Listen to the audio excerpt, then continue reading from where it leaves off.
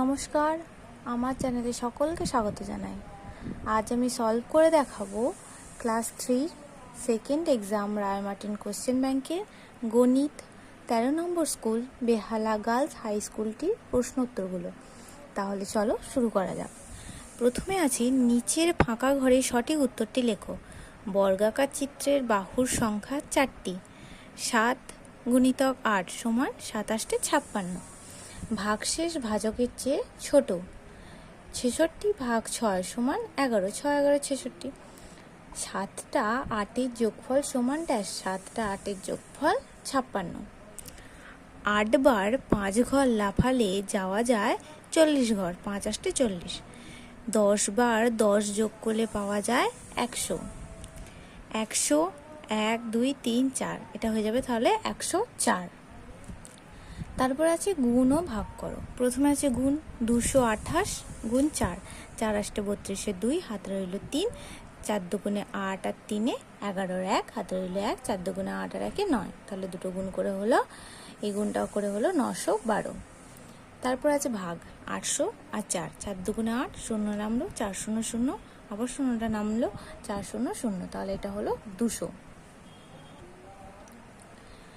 তারপর হচ্ছে কার্ড সংখ্যা দিয়ে ভাগফল দেখাও। 210 ভাগ 2। এটা আমরা কার্ডের সাহায্যে অঙ্কটা ভাগটা করে দেখব।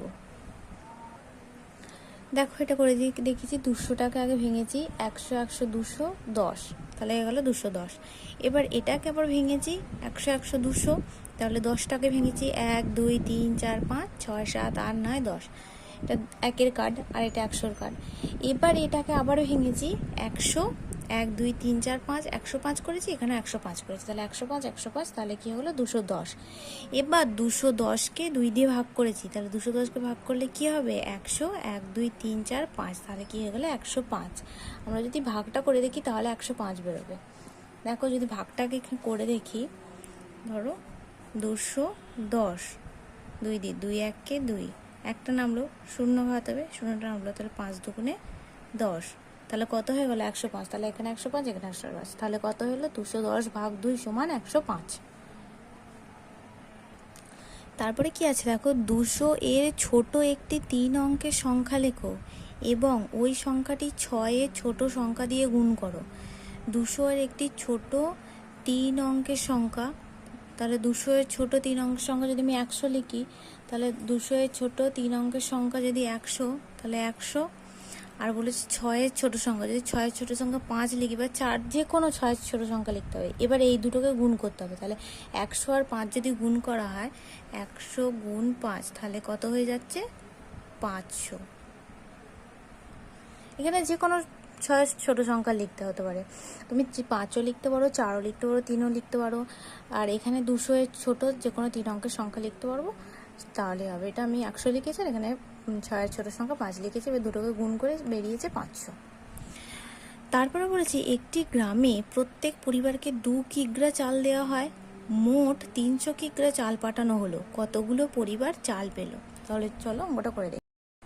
দেখো এই অঙ্কটাও কার্ডের সাহায্যে করেছি। একটি গ্রামের প্রত্যেক পরিবারকে 2 কিগ্রা চাল দেওয়া হয়, মোট 300 কিগ্রা চাল পাঠানো হয়, তাহলে কী হবে 300 ভাগ 2 সমান 150টি পরিবার চাল পেল। এটাকেও কার্ডের সাহায্য করেছি। 300টাকে ভেঙেছি 100 200 300, 100 কার্ড করেছি। তারপর আবার 100 লিখেছি, এই 100টাকে ভেঙেছি 10 20 30 40 50, আবার 100 লিখেছি 10 20 30 40 50 হয়ে গেছে।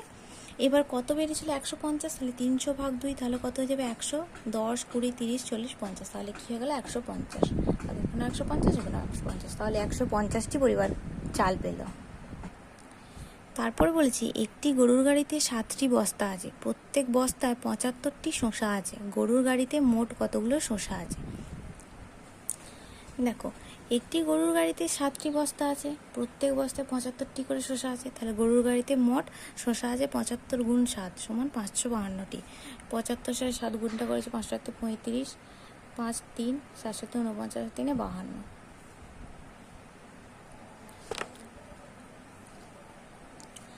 তারপরে বলেছে বাবা বাজারে গিয়ে 50 টাকা 50 পয়সার মাছ, 20 টাকার আলু, 20 টাকা 50 পয়সা কাঁচা বাজার কিনেছে। হিসাব করে দেখো বাবা কত খরচ করেছেন।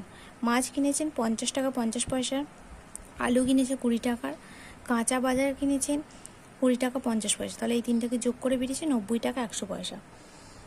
যেহেতু 1 টাকা সমান 100 পয়সা, তাহলে 100 পয়সাটা এদিকে গিয়ে 1 টাকা হয়ে যাবে, তাহলে 90-এর সাথে 1 যোগ করলে হয়ে যাবে 91 টাকা। তাহলে 91 টাকা খরচ করেছেন।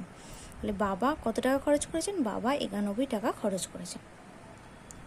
যদি তোমাদের ভিডিওটি ভালো লেগে থাকে তাহলে অবশ্যই লাইক, কমেন্ট, সাবস্ক্রাইব এবং শেয়ার করতে ভুলবে না। ধন্যবাদ।